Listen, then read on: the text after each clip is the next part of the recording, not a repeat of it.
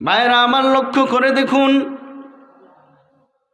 এই কোরআন এমন একটি উপহার, এমন একটি জীবন বিধান, মানুষের জন্ম থেকে নিয়ে মৃত্যু পর্যন্ত যা কিছুর প্রয়োজন আছে, যেখানে যা প্রয়োজন আছে সব কিছুর সমাধান আল্লাহ এই কোরআনে রেখে দিয়েছেন।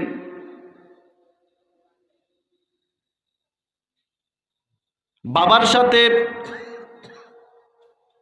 সন্তানের সাথে বাবা মায়ের সম্পর্ক কেমন হবে কোরআনে সমাধান রয়েছে।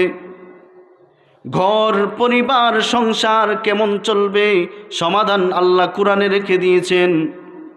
স্বামী স্ত্রীর মধ্যে সম্পর্ক কেমন হবে আল্লাহ কোরআনে সমাধান রেখে দিয়েছেন। পাড়া প্রতিবেশী নিকটাত্মীয়ের সাথে সম্পর্ক কেমন হবে আল্লাহ কোরআনে সমাধান দিয়ে রেখেছেন। মানুষে কেমন সম্পর্ক হবে আল্লাহ সমাধান কোরআনে রেখে দিয়েছেন।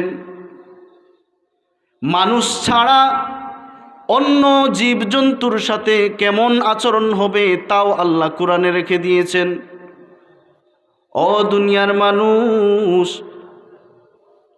দেশ কিভাবে চলবে, দেশের আইন কেমন হবে, দেশের অর্থনীতি অবস্থা কেমন হবে সমাধান কোরআনে আছে। জন্ম থেকে নিয়ে মৃত্যু পর্যন্ত মানুষের যা কিছুর প্রয়োজন, যেই সমস্যার, সব সমস্যার সমাধান আল্লাহ কোরআনে রেখে দিয়েছে। এজন্য কবি বলেন, সমাধান চাও যদি জীবনে মরণে, ফিরে যাও খুঁজে নাও চোখ রাখো কোরআনে। সমাধান চাও যদি জীবনে মরণে, ফিরে যাও খুঁজে নাও চোখ রাখো কোরআনে। তবেই পাবে সুখ শান্তির ঠিকানা, তবেই পাবে সুখ শান্তির ঠিকানা, যদি মেনে নাও তুমি মনে প্রাণে। সমাধান চাও যদি জীবনে মরণে, ফিরে যাও খুঁজে নাও চোখ রাখো কোরআনে। সমাধান, সব কিছুর সমাধান কোথায় আছে? একটু জোরে বলুন, কোরআনে। আমাদের আজকে অধঃপতন আর আমাদের এত ধ্বংসের কারণ হলো কোরআনের সাথে সম্পর্ক বিচ্ছিন্ন করা।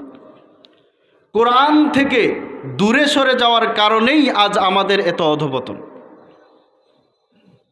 লজ্জা দেওয়ার জন্য নয়, এমনি যদি ক্যাজুয়ালি জিজ্ঞেস করি, লাস্ট শেষ কবে কোরআন তেলাওয়াত করেছেন?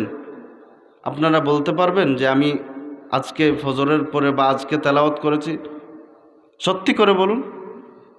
অথচ এই কোরআন হলো দুনিয়ার জীবনকে সুন্দর করার জন্য আল্লাহ এই কোরআন উপহার হিসেবে দিয়েছেন। আখেরাতের জীবনে এই কোরআন কবরের জীবনে সঙ্গী হবে, আখেরাতের এই কোরআন মুক্তি দিবে। এই কোরআনের সাথে যদি সম্পর্ক থাকে, এই কোরআন সিরাতুল মুস্তাকিমের উপর পরিচালিত করে জান্নাত পর্যন্ত পৌঁছে দিবে। অথচ এই কোরআনের সাথে আমাদের কোনো সম্পর্ক নাই।